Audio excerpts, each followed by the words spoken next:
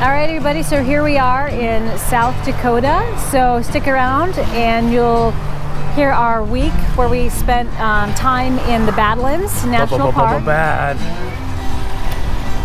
National Park.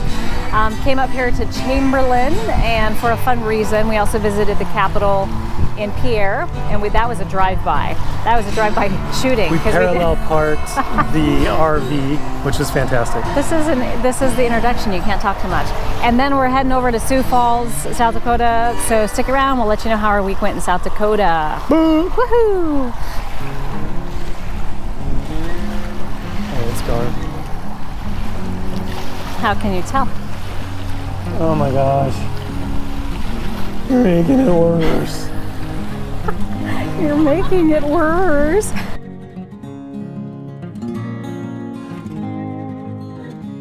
Yeah, so we get to the Badlands. It was so we actually had to go into the national park to get to where we stayed in Interior. And it was the Badlands campground. Badlands Interior campground, It was nice. It was, I don't know, I always like those sometimes better than the KOAs. It was really nice. Kids were doing school during the day, so able to do that, did laundry. We did, Charlie will probably talk about our touring of the Badlands, but we did do that. The kids got their ranger badge. It was really interesting to go and see that. The kids also got to climb around on them. But my story for the Badlands was I usually don't get super irritated real easily, but I have to release and vent right now. So when you're staying in an RV park, there's basically a known. You have the place where you park, and then next to it is grass, rock, whatever it is your spot. And it's on the right-hand side of your RV. Because that's how you step out of your RV. Yeah. So that's where the picnic tables are, all that kind of stuff. So you basically, even though you're like next to people, you still have privacy. So the second day in, this older couple comes pulling in, and for some reason, their stuff on their RV is on the different side, so they have to pull in different. The wrong way. They have to pull in the wrong way to hook up. Not a big deal. I mean, so yeah, they have to step down to where we are, but then they still have their entire. And this was like 50-foot sections of grass. This was long, huge. And so when they got there, I was thinking, okay, well, hopefully they know that this is our side. But obviously, I mean, they're like lifetime Good Sam members, so they do this. So they obviously know how to do RV parks.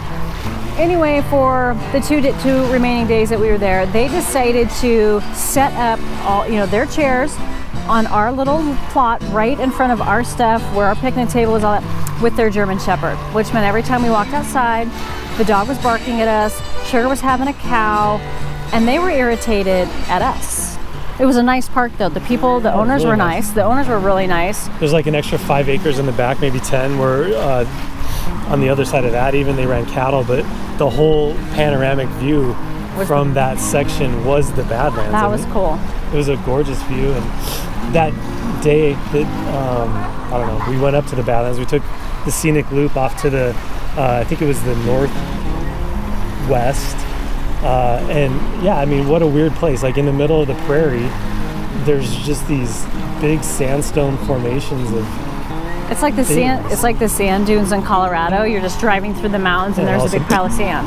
So my theory is, God's like, you know what? Humans are going to get bored, so I'm just going to plop weird things down in the middle of states, and so it gets people out of their house and traveling to come look at this. But it was very cool, and then with the lighting and shadows. Yeah, I mean, you had cool. Different layers. So you had the yellow, and then you had like a kind of a bright red, and then you had a white. And all kinds of stuff. I saw mountain goats, mountain sheep, what did I see? Bighorn sheep. Yeah. I spotted those on the hill, which is cool. We didn't see any bison there though. We found out people are infatuated with prairie dogs. It's like, we don't like prairie dogs in Colorado.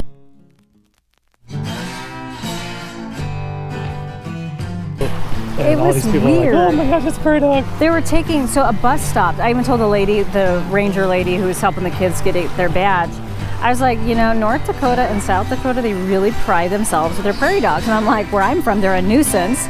They came back in force, and there's not enough predators to take care of them, so they had the same problem. But what was funny is when we're driving by, like bus loads, there was a bus, all these people like pressed against glass taking pictures of the prairie dog mounds and the prairie dogs. I'm like, I used to walk outside my house every day and like curse my prairie dog. not with curse words, but cursed them because they were annoying and I got tired of hearing them squeak. But that was funny. Yeah, I think the Badlands were cool. I think They were.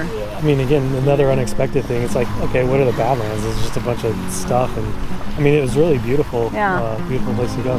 But one thing, so Charlie went and took his walk, and he's out walking, and I saw all the cows are out at the time he took his walk, and he came back, and he says all the cows are out. I was like, I know, I saw them. And in all sincerity, and I was totally serious, I said, did you talk to them?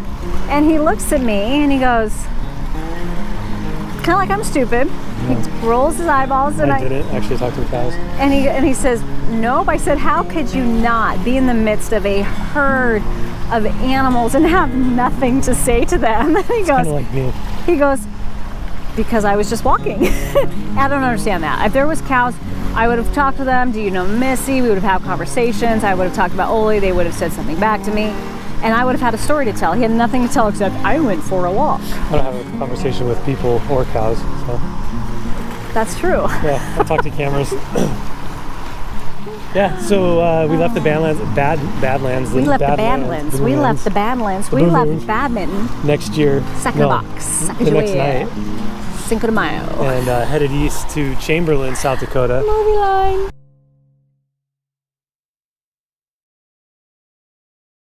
The reason we're in Chamberlain is because the South Dakota Hall of Fame is here, and pretty cool thing. My great grandma is Isabel. actually enshrined.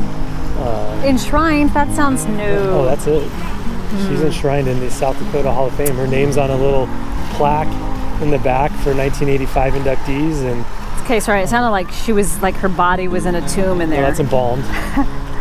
Entomb, maybe. No, that would be embalmed. She's not embalmed in the South Dakota Hall of Enshrined Fame. sounds weird. Yeah, no, her name is Isabel Jordan and all that. But the lady pulled up her files for us and made photocopies of everything they had and showed us a couple pictures, and that was pretty cool. And that was So now cool. we're here on the Missouri River, The kids. letting the kids wade in the water. Yeah, you have to show them in the water. Which is It's pretty cool. huge. You should get some video of that. And then tomorrow we head to Sioux Falls. I miss home. I miss my family. My grandma's birthday is next Tuesday. And my grandpa's was a couple weeks ago. So I think it's time around birthdays and stuff, and then school started, which but then it's just a whole new routine for me right now. Summer vacation is summer vacation, but then that routine has gotten back in, and people are back at school, and Scout's friends are in school, 4-H is still going, and so I have my moments where I miss home quite a bit, and I miss my people and my chickens. So, but we're still having fun. I'm Pray sure they're for gonna us. love it. Love you. Mean it.